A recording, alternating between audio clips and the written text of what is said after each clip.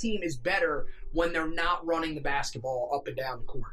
I mean, you probably got the closest to that in that 18-19 season just because, I mean, you had a guy that was dead on accurate from three in Cam Johnson. I mean, he was having an unbelievable year. Kobe White was just so good at creating in the half court or in the open floor. Yeah. But, I mean, even still, even with that team, when Kobe White would get out on the run, that was what made that team the most successful. When you can get those odd man breaks, it helps you. And we said that so many times last year. We know that's not the way that Cole plays, but when you could get out on the run, it worked. You saw games where they were able to sort of get something going. The Yale game was the game that came to mind for me. They started running up and down the floor. All of a sudden, they were putting up points, and you're sitting there saying to yourself, okay, this is what we expect to see from Carolina. You know, I think that's got to be part of the offensive game plan this year, especially if your backcourt is still going to be a question. That's the easiest way to score points. You know, again, putting the ball inside in half-court situations, another way you can score points. But the other thing that you also avoid when you get out on some of these fast breaks, if you're out on a good enough break and can score easily enough, you don't have to worry about having to go to the free throw line. This team was not great at the free throw line last year. And to be honest with you, we don't know what to think of them at the free throw line this year. I mean, Garrison Brooks comes back. We're hoping he's improved. Armando Bacot, same thing. The other guys, I mean, we don't know how good of a free throw shooter Day'Ron Sharpe is. Same thing with Walker Kessler. We don't know even about the guards. So those types of question marks, if you can find a way to eliminate them by playing fast, by taking care of what you have to do on the offensive end whenever you're in half-court situations, then you go ahead and do that. But that's the thing is, can you do one of the games where you're going to have to find a way or find out what type of team you are is in this game against the College of Charleston. This is one of two games, like I said, that you're circling and you're saying to yourself, if we need to work stuff out, it's these games. You're not, I mean, maybe you could do that against UNLV. You're not doing that pretty much any other time and you're at a conference. Yeah. Outside of the game, who's the other opponent that it's slipping my mind? Right? They got Ohio State and Iowa. Yeah, Ohio State and Iowa, and then who's the other one that we circled on the schedule? It was Elon. Yeah. That's the only other one that you're looking at. So Carolina's got to take care of business in this game. I think they will. I mean, again, the way we're talking, it makes it sound like we think they're going to lose. Right. But I still think that, the pressure is on, and it's on everybody, too. It's not just Carolina. The pressure is on to get yourself in a rhythm early this year because you don't have that big non-conference to do. Yeah. So, in conclusion, we both agree Carolina wins rather comfortably. I got them 18-20, somewhere in that range. I think, again, there'll be some bumps in the road early. This might be one of those games where you go into halftime up 6 or 7 and you're like, okay, we didn't play great. But it's the first game of the year. It's again, it's at home, but it's going to be in a weird environment for them. I mean, again, we've seen games where we've come on, even on the podcast or even before we had the podcast, and we said to ourselves, man, there's no one here. This is crazy. That's with the place 3/4, even more than that potentially filled.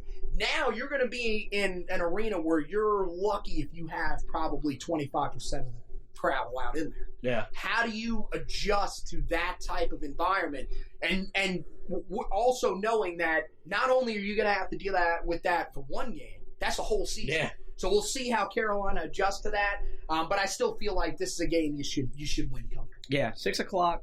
The ACC Network has the coverage of the game. Of course, Tar Heel Sports Network will be on the air at 5. Jones Angel and Eric Montross will have the call for Carolina opening their basketball season against the College of Charleston. Two quick things before we get out of here. Last week when we were recording, it was during the NBA draft. I was hoping to maybe time it to where Cole Anthony got drafted while we were recording and announced that didn't happen because he fell out of the lottery and to the Orlando Magic at the 15th overall pick, becoming Carolina's 53rd first-round pick in program history. That is the most in college basketball. Carolina didn't have 3 guys go in the first round they did the year before, but Cole Anthony fulfilled his NBA dream and is with Orlando. You and I defer on the spot where he landed. I thought he went to a good place where Steve Clifford has groomed young, good talent before. When he has good talent to coach, I think Cole Anthony is a good talent. I think he loves to play the game of basketball, and he's in a good situation where there's not a lot of pressure on him to be the savior of a franchise like if he'd been drafted drafted by our beloved Knicks, maybe the Charlotte Hornets, one of those other type of franchises. And he's on a team that's made the playoffs back-to-back years, so he should be get a chance to compete and play against some of the top-tier players in the NBA. Your thoughts on his selection and where he went with the Magic? I thought the range that he went in was kind of where I saw him. I was hoping he would slip a little more. I thought one of the really good scenarios for him could be with a very young, and they're going to be rebuilding now, but I think in a couple of years they'll be back up there. As contenders, the Oklahoma City Thunder. I thought that would be a great spot for him to fall. Unfortunately, he didn't end up falling that far. I think it's an interesting fit. Part of it is that, I was, in the Charlotte area when Steve Clifford was here in terms of being in the radio industry. You hear what everybody says over and over again. He's not a guy that likes to develop young talent. He's put a lot of it on the bench here in Charlotte. He favors the veteran guys. That's the concern with him going to Orlando. Now, again, I don't watch Steve Clifford night in and night out, so I can't give you a definitive answer. I think that Steve Clifford is a really, really good head coach. I just don't know if he's a great head coach for a young talent like Cole Anthony, but we'll wait and see. I mean, I think, again, you talked about it, the fit on the team overall is pretty good. They have some young talent. Jonathan Isaac, Mo Bamba inside. A lot of confidence in those guys going forward. Cole Anthony now potentially coming into the backcourt with him. I mean, there's things to be encouraged about with the team that he's on. The biggest question for me is how much does he play early on? But we'll see. I think it's still a pretty solid destination for him. I agree with you. I am so glad for both sides, but mainly for Cole, that he did not end up with the Knicks. The media pressure, being back at home, being on the team that your dad played for, there were just so many things where if he had gone there, man, he would have they would have said, look, this kid's got to be it. He didn't really need that pressure. He needed a situation where he can grow a little bit, and I think he's got that. Sort of similar to Kobe White. I don't know if they'll be quite as competitive as quickly in terms of with him at point guard, but, look, you never really know. We've said it for a while now. We said it even when I think we might have said it when we landed him on that podcast. This guy's game fits the NBA more than the college level. So let's see how that transitions over. Yep. So Cole Anthony, as we mentioned, selected 15th overall to the Orlando Magic. One last thing, and then we'll shut this thing down. I didn't know this. Has kind of got broken news to me today. Carolina's got an alternate basketball uniform, and y'all guys that have listened to this for the longest time know how I feel about it. I think Carolina should wear their white when they're at home and their blue on the road. I understand that this is a new era where every traditional school has an alternate uniform. Carolina joined the game. They brought the Navy to the basketball side of things. It looks good when Carolina's on the football field, and there's not a problem with that because they're not a traditional football school with a traditional football uniform. I've seen it. I haven't seen it in person with it on the players. It doesn't look right. I think this will be one that if they lose, like when they've worn alternate uniforms before and they've gotten beat, they will not wear while Roy Williams is head coach again. I don't think they're going to wear it ever again anyways. I don't think it's bad, but I don't think it's great. Like it's not as bad as the gray that they brought out on senior night one year, which made no sense at senior night, and you go out in gray uniforms. Worse than whatever the hell those practice jerseys were that we wore a year ago against Duke. Again, you had the practice. Then you had the jerseys you wore at the Phil Night 80 tournament, which was out of Carolina's control. Every school I think had a different uniform for that event. Similar styles to it too.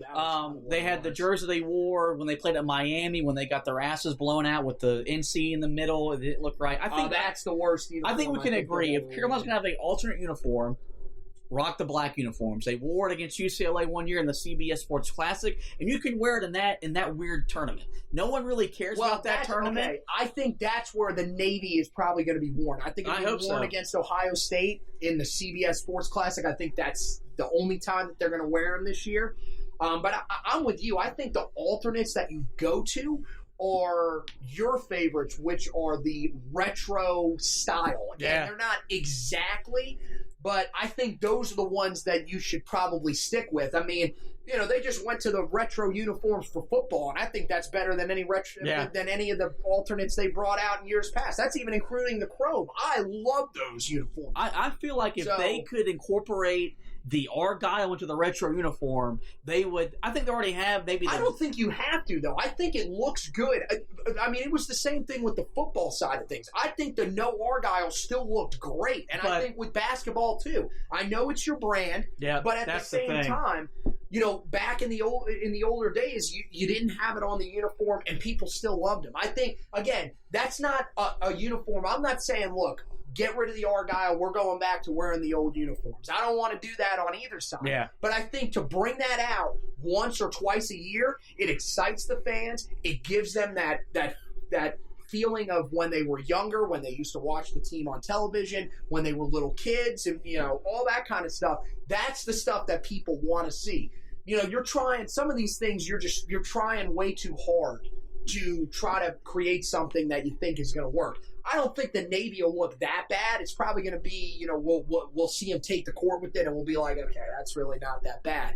But at the same time, it is a little strange to see the basketball program going to the Navy uniforms. I just hope that this is the biggest complaint I have to yell about on the podcast all long is what Carolina's wearing while they're playing basketball. That's probably not going to be the case. They're probably going to lose a game, but I'm going to come in here and be a little steamed.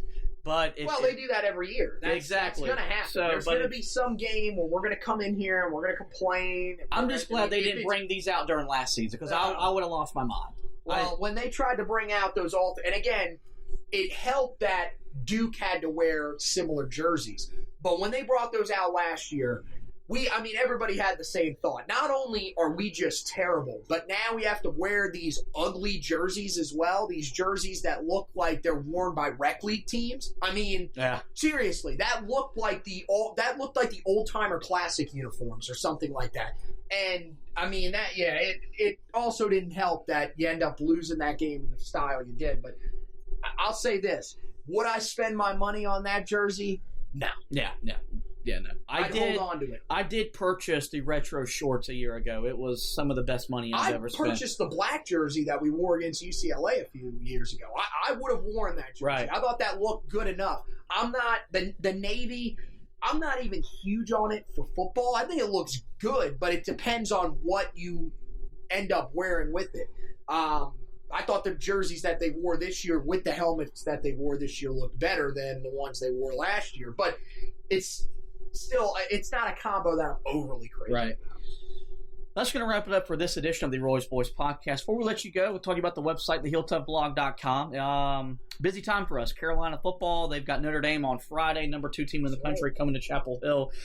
We've put a lot of stock into that. I said on the Hilltop Blog podcast, that's the biggest home game in Carolina football since Matt Brown's here the first time. And if they win the game, that'll probably be the biggest home win in program history. So we'll have you covered from start to finish on that with the preview podcast and then the recap article, my trench report, the stock report, and then, of course, the recap podcast coming out next week in basketball. It's starting to heat up with basketball season starting up, so we'll have a preview of the game, a recap of the game. We're going to do some different things because we have Mark helping us out writing this year as well. So there'll be some times where he writes the previews and the recaps. Then I'll just write reactions with my analysis. I don't know if Anthony's going to do that. And then Mark will have a Kring's Corner on the games that he doesn't have, the preview and recap duties. So there'll be a lot of basketball content on the site as well as Carolina works its way through a 27-game slate. So make sure you get over to the hilltopblog.com. Last, we encourage you guys to like, review, and subscribe to the podcast. You can find us on every major podcast platform, most of them on Spreaker, iTunes, iHeartRadio, Spotify, TuneIn. Give us a like,